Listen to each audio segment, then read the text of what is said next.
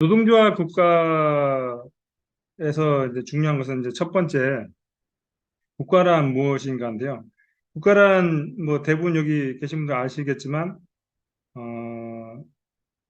지배계급의 이제 폭력적 수단으로서 지배계급이 자신들의 어떤 지배를 위한 도구이죠.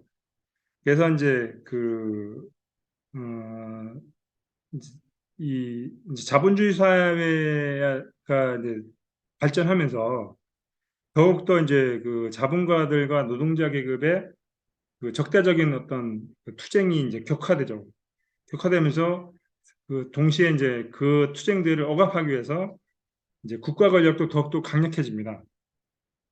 강력해지는데 그것이 마치 이제 그 독립적인 어떤 기관처럼 군대나 경찰이라는 형태를 통해서 모든 국민을 위한다는 명분으로 노동자 계급의 투쟁들을 억압하고 자본가 계급의 어떤 그 지배를 유지하는 그런 수단으로 쓰이는 거죠. 그런 거고, 그 중요한 것은 그럼 이런 자본가 계급의 국가를 이제 무엇으로 대체할 것인가인데, 그것이 이제 그 애초에는 이제 막스가 1847년에 공산당 선언을 서술할 때 거기에 약간은 이제 그냥 그 사상 정치 사상적으로 이론적인 측면에서 이제 어느 정도 큰 그림을 그렸죠. 근데 그것이 이제 그 파리 코뮌을 통해서 구체적인 어떤 형태로 역사적으로 처음에 이제 나타난 거죠. 그래서 그 파리 코뮌의 어떤 특징을 보면 그런 어떤 상비군의 폐지, 그다음에 무장한 인민으로의 대체, 그다음에 입법과 행정을 동시에 맡는 단체, 그리고 보통 선거와 국민 소환, 그다음에 경찰의 정치적 속성 제거, 행정부 및 모든 기관의 관리에게 노동자 임금의 지급, 관료의 특권 폐지, 성직자 권력 등 정신적 수단 폐지, 사법기관의 인민에 의한 선출과 소환제 등 그러니까 쉽게 말하면 사회주의적인 여러 가지 정책들이 이제 시행이 됐습니다. 근데 이제 저는 이제 여기서 중요하게 생각하는 게 이 파리 코뮌에는 당시에 이제 그 다양한 정치 조직들이 이제 활동하고 있었죠. 그래서 이제 자코뱅파, 프루동파, 블랑키주의자 이런 이제 정파들이 이제 핵심적인 지도 세력을 형성한 거예요. 그래서 저는 이제 중요한 게 여기에서 중요한 게 뭐냐면 바로 정치 조직과 대중 조직의 관계, 그리고 더 나아가면 당과 계급 대중의 관계가 이제 어떤 식으로 어, 볼 것인가 이런 것들도 좀 주의 깊게 봐야 된다고 봅니다.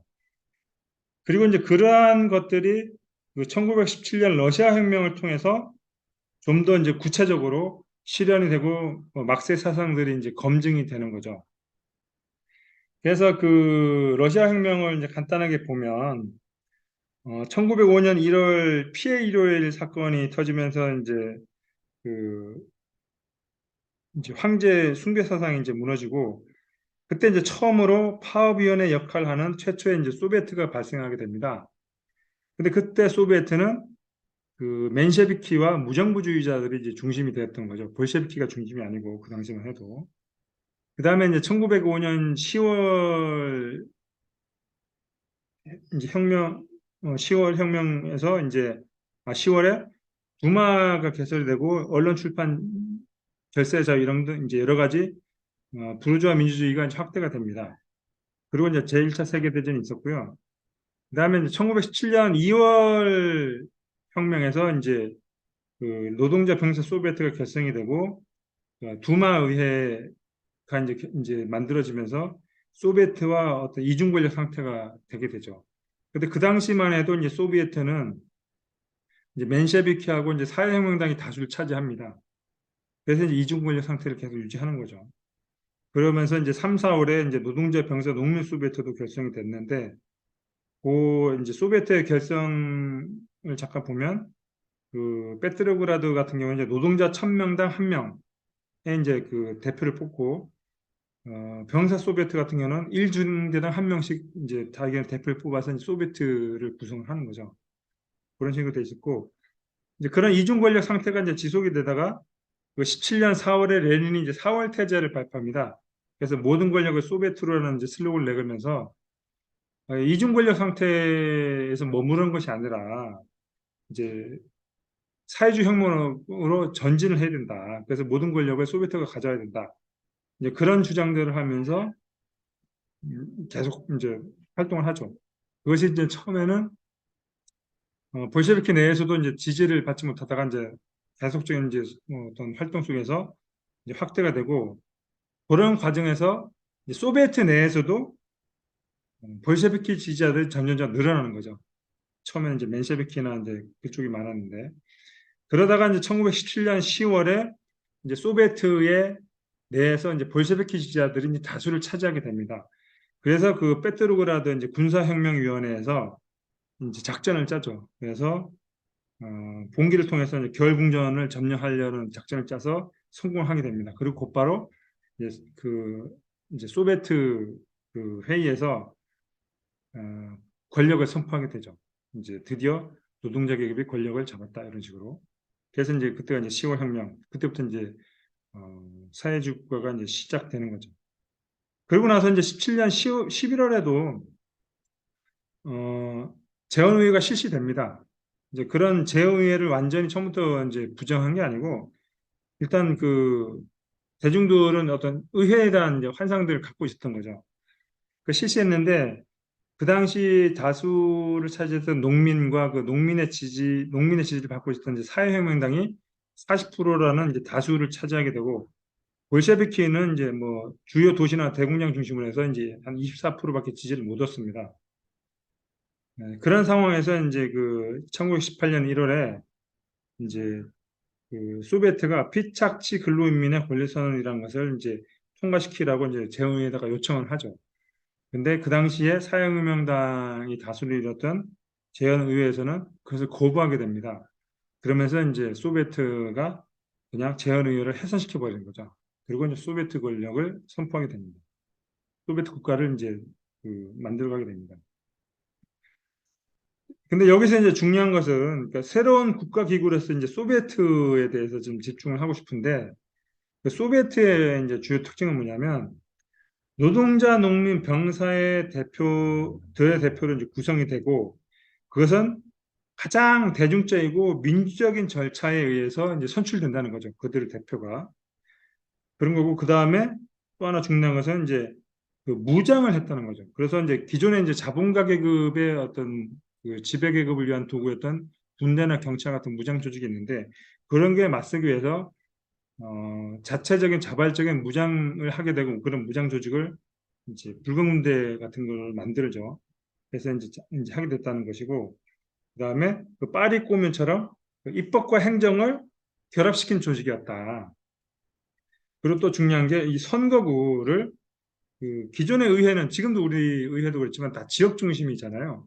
근데 그것이 지역 중심이 아니라 공장, 아까 뭐 군대 또는 뭐 농민 이런 식으로 계급 계층 단위로 선출했다는 거죠. 그렇기 때문에 가장 직접적인 어떤 각 계급 계층의 이해들을 이제 반영할 수 있었다. 이제 그런 특징들이 있습니다.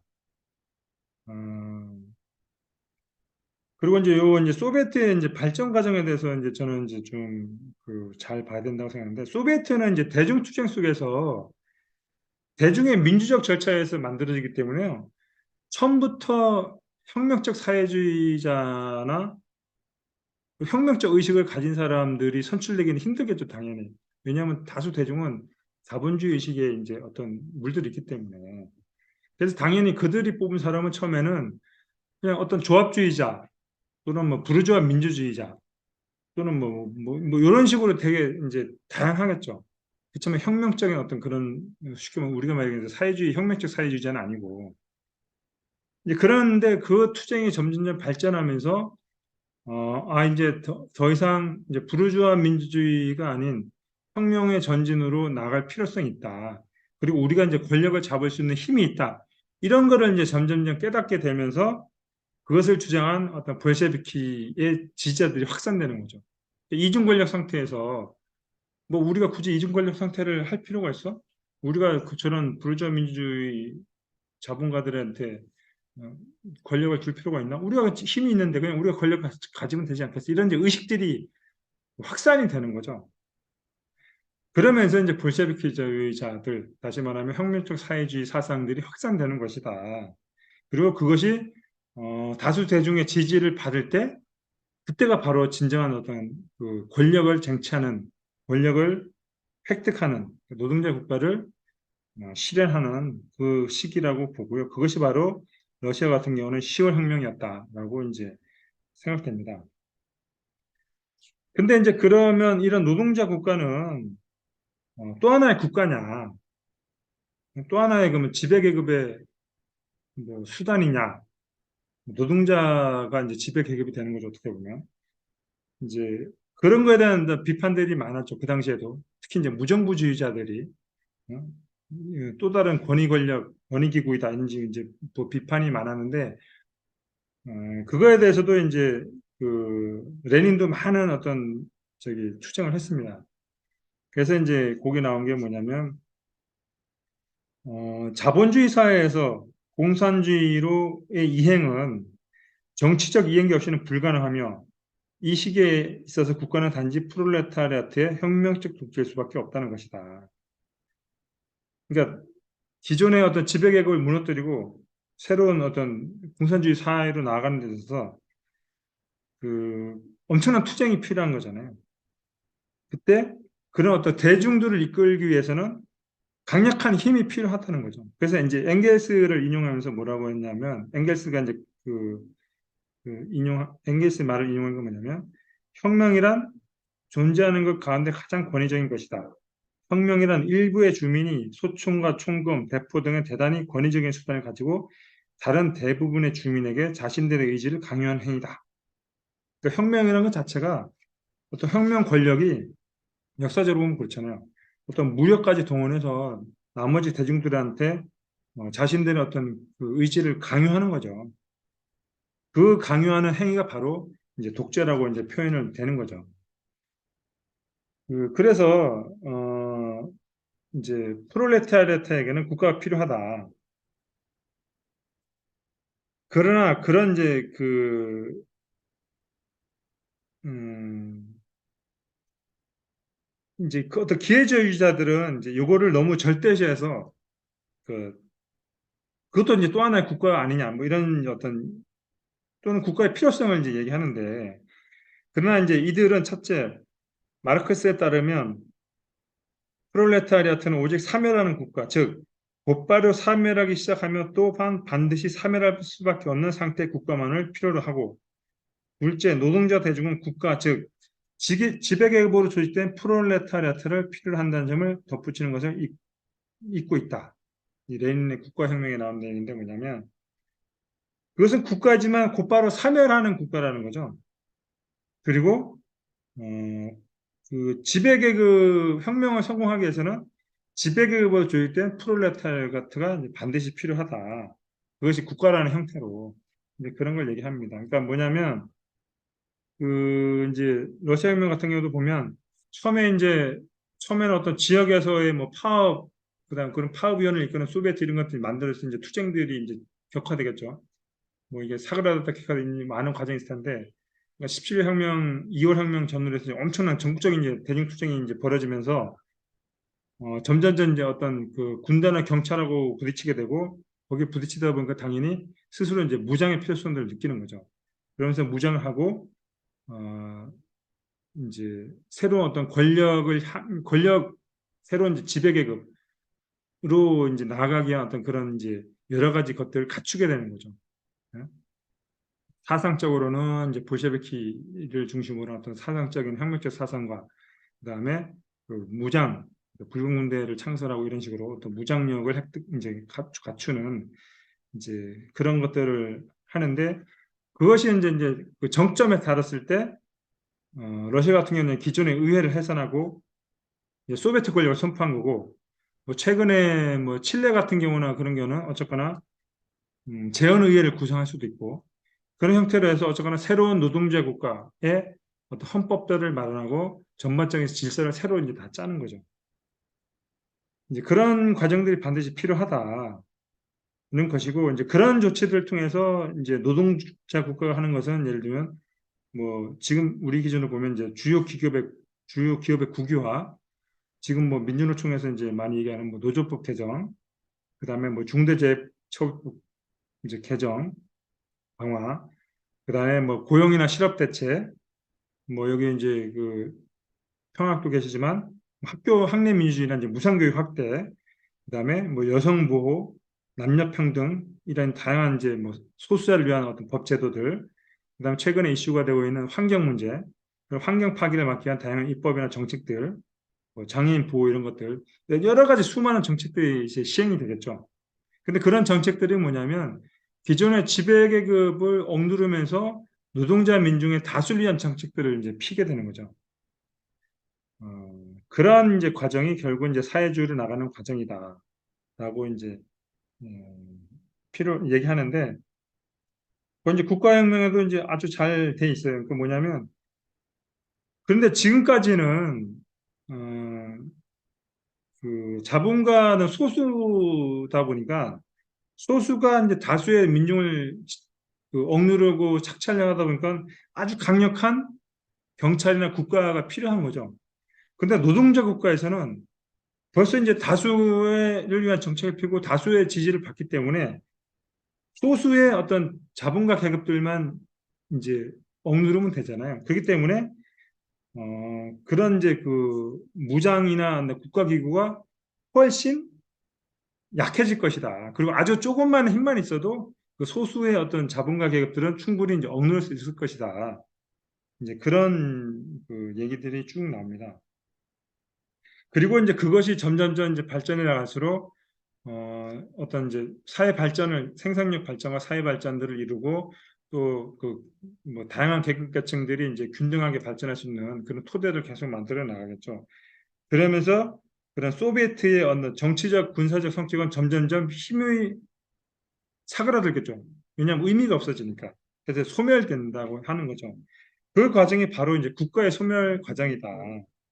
그렇게 이제 소비에트가 정치적 군사적인 어떤 이제 힘을 얻게 되면 결국은 사회적으로는 뭐냐면 우리가 얘기하는 이제 그 필요에 의한 생산을 위한 자유로운 생산자들의 연합, 막스가 얘기한 공산주의에서는 자유로운 생산자들의 연합만 남을 것이다 이렇게 얘기했는데 그런 어떤 국가로 나아간다. 그것이 바로 국가의 소멸 과정이다.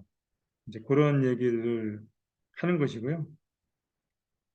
음, 이제 그런데 또 이제 저는 또 중요한 게 뭐냐면 그럼 이런 것들이 과연 그 일국에서 가능한가? 지금 이제 저는 이제 러시아 혁명의 실패 원인에 대해서 뭐 많은 얘기들이 오고 가지만 저는 제 핵심적으로 이게 혁명의 확산이 좌절됐잖아요. 그러면서 혁명이 고립된 거거든요. 뭐 혁명이 고립되면 계속 어떤 자본가격과의 투쟁을 할 수밖에 없는 거죠. 무력 충돌이 발생할 수밖에 없고 그러니까 그런 과정에서는 국가기구가 결코 소멸될 수가 없죠. 왜냐하면 계속적으로 자본계열과 전쟁을 해야 되는 상황이니까. 그렇기 때문에 저는 이제 일국에서의 혁명은 이제 불가능하다. 그러니까 시작은 당연히 일국에서 시작하겠죠. 러시아 혁명처럼 일국에서 시작하지만 그것이 주변국이나 그런 자본주의국가들의 확산이 되고 특히 지금 같은 경우는 이제 미국 같은 어떤 제국주의 국가에서 혁명이 일어나고 그런 제국주의나 여러 주요 자본주의 국가들에서 혁명이 일어나서 성공할 때만이 진정한 혁명의 완성이 될 수 있다. 그리고 그럴 때만이 그때부터 진짜 이그 강력했던 어떤 노동자 권력, 노동자 계급의 혁명 세력은 점점 그 의미를 이제 잃어가는 거죠. 왜냐하면 전 세계적 차원에서 뭐 제국주의 국가에서도 혁명이 나서 뭐 노동자 권력을 잡고 이러면 이제 더 이상 이제 싸울 상대가 점점 없어지는 거잖아요. 그렇게 되면서 당연히 어떤 그 강력했던 어떤 노동자 계급의 어떤 뭐 그 권력들, 뭐 군사력이라든지 이런 것들은 점점점 의미를 퇴색해 가고 점점점 필요가 없어지고 소멸되어 가는 그리고 그 동시에 국가가 이제 소멸되어 가는 그런 과정이다. 그렇기 때문에 지금 뭐 북한이나 중국 이런 데도 사회주의냐 아니냐 뭐 얘기가 많지만 어쨌거나 거기에도 지금 보면 아주 강력한 힘을 휘두르고 있잖아요. 그래서 이제 자꾸 독재라고 비판받는데 그것이 저는 이제 그 일국에서 뭔가 자꾸 사회주의 혁명을 하려다 보니 외국의 자본과 계급과 싸워야 되다 보니 그렇게 될 수밖에 없는 거 아니냐. 그런 어떤 그 얘기를 하고요. 그래서 이제 마지막에 이제 그 레닌이 또 국가의 혁명에서 이제 했던 얘기가 뭐냐면 우리의 목표로서의 국가의 폐지라는 문제에 대해서는 무정부주의자들과 결코 의견을 달리하지 않는다. 그러니까 최종적인 국가의 폐지라는 문제에 대해서는 무정부주의자와 의견이 똑같다. 근데 중요한 것은 뭐냐면 이러한 목표를 달성하기 위해서 피해가 계급의 잠정적인 독재가 계급을 폐지하는 데 필수적이듯이 착취에 대항하여 국가 권력의 도구와 원천들과 수단들을 잠정적으로 사용해야 한다고 주장하는 것이다. 그러니까 우리가 결국은 국가 없는 사회로 나아가야 되지만 그 과정에서 국가 권력, 그 소비에트 권력, 노동자 국가라는 것은 필수다. 그런 주장을 하고 있습니다. 일단 여기까지 뭐 제 강의는 마치도록 하겠습니다. 감사합니다.